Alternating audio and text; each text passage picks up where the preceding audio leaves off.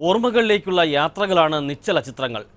കേരള മണ്ണിൻ്റെ സുഗന്ധം മലയാളി മനസ്സുകളിലേക്ക് ആവാഹിച്ച സാംസ്കാരിക നായകരുടെ അവിസ്മരണീയ ഭാവങ്ങൾ പകർത്തിയ പുനലൂർ രാജനെക്കുറിച്ചാണ് ഇനി കാഴ്ചയ്ക്കപ്പുറത്തിൽ.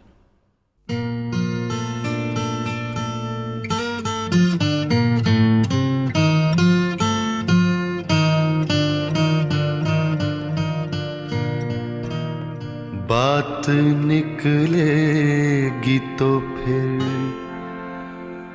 दूर तलक जाएगी. ജന്മം കൊണ്ട് പുനലൂർകാരനെങ്കിലും കർമ്മം കൊണ്ട് കോഴിക്കോട്ടുകാരനാണ് പുനലൂർ രാജൻ. മാവേലിക്കര രവിവർമ്മ സ്കൂളിൽ നിന്നും കോഴ്സ് പൂർത്തിയാക്കിയതിനു ശേഷം ഫോട്ടോഗ്രാഫി ഗൗരവമായി എടുത്തു.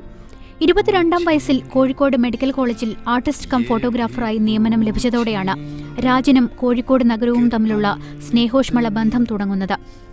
ഇളയച്ഛൻ കാമിശ്ശേരി കരുണാകരൻ ജനയുഗം പത്രാധിപരായിരുന്നതിനാൽ ഒഴിവു സമയങ്ങളിൽ കോഴിക്കോട് ജനയുഗം പത്രത്തിനു വേണ്ടി പുനലൂരിൽ പ്രവർത്തിച്ചിരുന്നു.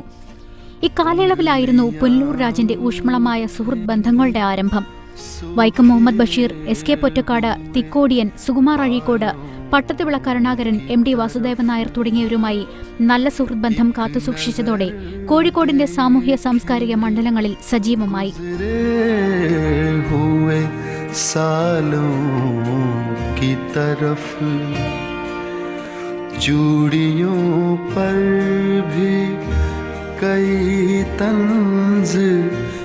പുനലൂർ രാജനോട് വൈക്കം മുഹമ്മദ് ബഷീറിന് വല്ലാത്ത വാത്സല്യം തന്നെ ഉണ്ടായിരുന്നു.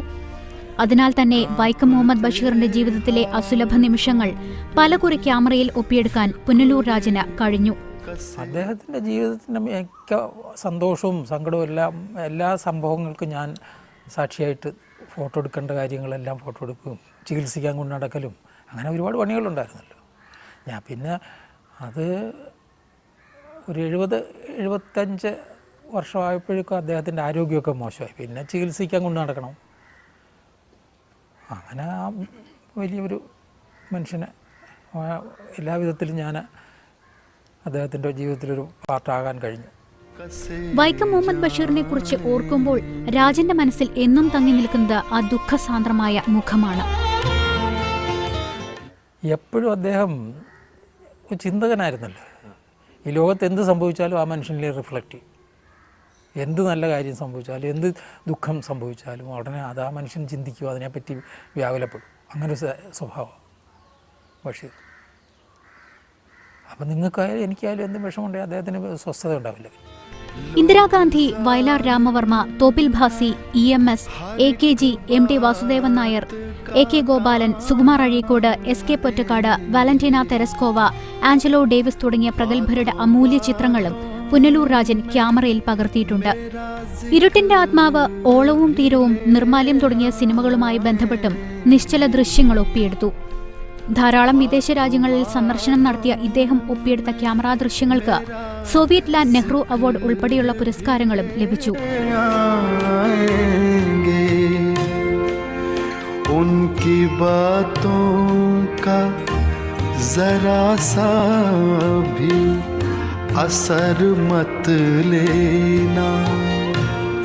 ഫോട്ടോഗ്രാഫിയിൽ ഡിജിറ്റൽ സാങ്കേതികവിദ്യ സാർവത്രികമായതോടെയാണ് പുനലൂർ രാജൻ കളമൊഴിഞ്ഞത്. ഫോട്ടോഗ്രാഫിയോട് പുതുതലമുറ കാണിക്കുന്ന താൽപര്യം ഈ അതികായനെ ഒട്ടൊന്നുമല്ല സന്തോഷിപ്പിക്കുന്നത്. പഴയകാല തലമുറയെ അപേക്ഷിച്ച് പുതുതലമുറ ഫോട്ടോഗ്രാഫർമാർക്ക് സൗകര്യങ്ങളേറെയാണെന്നും അതവർ പരമാവധി ഉപയോഗപ്പെടുത്തുന്നുണ്ടെന്നും രാജൻ പറയുന്നു. ഒത്തിരി സുന്ദര ഓർമ്മകൾ അയവിറക്കി കോഴിക്കോട് തിരുവണ്ണൂരിലെ വീട്ടിൽ ജീവിത സായന്തനം ചെലവഴിക്കുകയാണ് ഈ പഴയകാല ഫോട്ടോഗ്രാഫർ.